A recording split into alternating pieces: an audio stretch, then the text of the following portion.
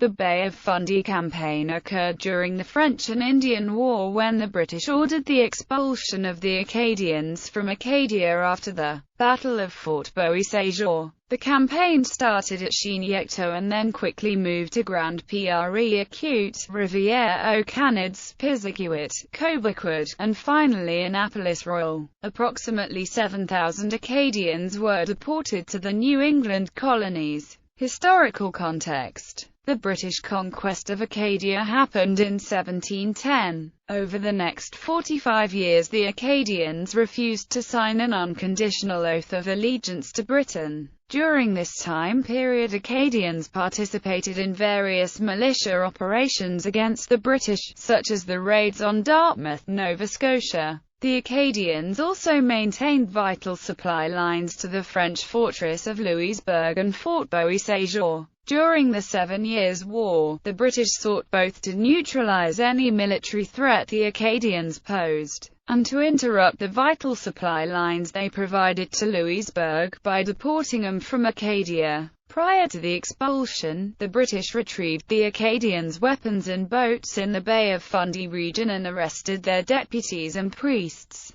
Campaign. Chignecto. After the fall of Fort Bois-Saint-Jean, the first wave of the expulsion of the Acadians began in the region of Chignecto. Under the direction of Colonel Robert Monckton, on August 10, Lieutenant Colonel John Winslow seized 400 unsuspecting men who were at Fort Cumberland. He also imprisoned 86 Acadians within Fort Lawrence. The number of prisoners was one-third of the men of the region. Many of the others fled the region. The prisoners were kept in the fort until transports arrived to deport them. The wives and children joined them upon departure. Almost a month after the expulsion began, on September 2, Boishebert organized the MIKMAQ and Acadian resistance in the region, and soundly defeated the British forces in the Battle of Petit Kodiak. Almost 1 month later, on October 1, the Acadian prisoners at Fort Lawrence escaped. Joseph Broussard was one of the escapees. On October 13, a convoy of 8 transports, carrying on board approximately 1782 prisoners, left Chignecto Basin escorted by 3 British men of war. The Acadians of Chignecto were considered the most rebellious. As a result, they were sent the furthest from Acadia, to South Carolina and Georgia. Upon leaving, Monckton began burning the Acadian villages to prevent the Acadians' return. On November 15, 1755, British officer John Thomas burned the village of Tentapemar, destroying in the process the church and 97 other buildings. Cobequid. On August 15, under orders from Monckton, Captain Thomas Lewis, Abbe Willard and 250 troops began to destroy 2 villages in Cobequid, Tartamagouche and Remsheg. The British chose to destroy these villages first in the expulsion because they were the gateway Acadians used to provide cattle and produce to Louisbourg. Toward this end, Willard assembled the men of Tartamagouche in an Acadian home. He ensured that all the guns in the village were confiscated, and then notified the Acadian men that they were being taken prisoner. Willard immediately began to destroy the shipments of Acadian cattle and produce that were on vessels to be sent to Louisbourg. On August 16, Lewis burned 12 homes and the chapel. Willard continued to burn 4 houses and several barns in the early morning of August 17.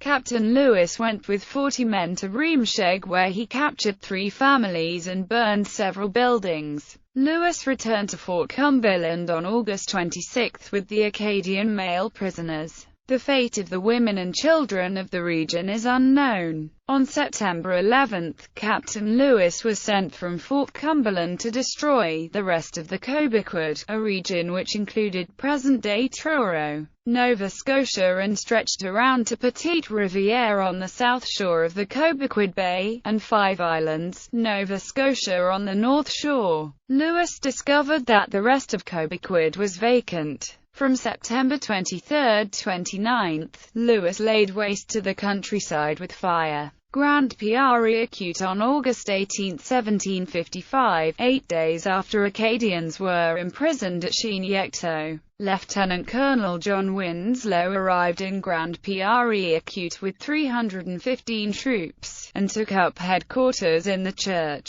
The 418 Acadian males of the area were ordered inside the church St. Charles des Mines on September 5, where they were unexpectedly imprisoned for 5 weeks. Winslow informed them that all but their personal goods were to be forfeited to the Crown, and that they and their families were to be deported as soon as ships arrived to take them away. The wives were ordered to feed and clothe both the prisoners and the troops. 6 days after the initial imprisonment, because of fears of Acadian rebellion, Winslow moved 230 prisoners on board ships to await deportation. On October 13, more than 2,000 Acadians had been loaded from the landing on the Gaspereau River to 5 transports anchored at the river's mouth. Upon leaving, Winslow began burning the Acadian villages to prevent their return. He recorded that he burned 276 barns, 255 homes, 11 mills and 1 mass house in the villages surrounding Grand Prairie Acute.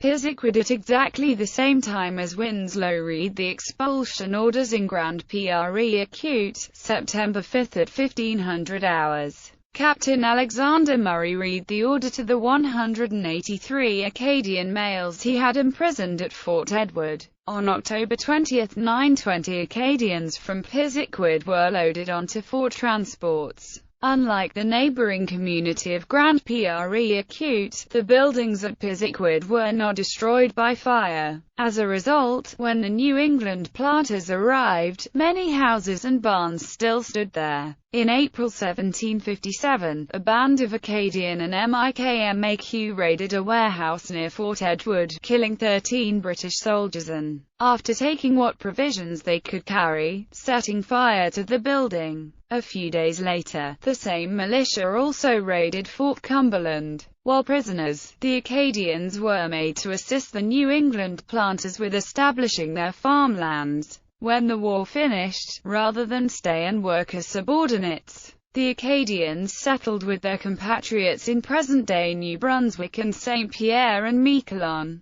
Annapolis Royal. At Annapolis Royal, Major John Handfield was responsible for expelling the Acadians. The expulsion was slow to advance in this region, but finally on December 8, 1755, Acadians were embarked on 7 vessels escorted by a man-of-war. About 300 Acadians are reported to have escaped deportation. Of the ships departing on December 8, 32 Acadian families on board the British ship Pembroke, bound for North Carolina, seized control of the vessel. On February 8, 1756, the Acadians had sailed up the St. John River as far as they could. The Acadians disembarked and burned their ship. A group of Malecite met them and directed them upstream, where they joined an expanding Acadian community. The Malecite took them to one of Charles de Champs de Bicheberet de Raffetot's refugee camps for the fleeing Acadians, which was at Beaubears Island. Some Acadian families further up the Annapolis River fled to forests on the North Mountain near Morden, Nova Scotia. Many died in the winter that followed until a MIKMAW band helped survivors escape in the spring across the Bay of Fundy to Refugee Cove at Cape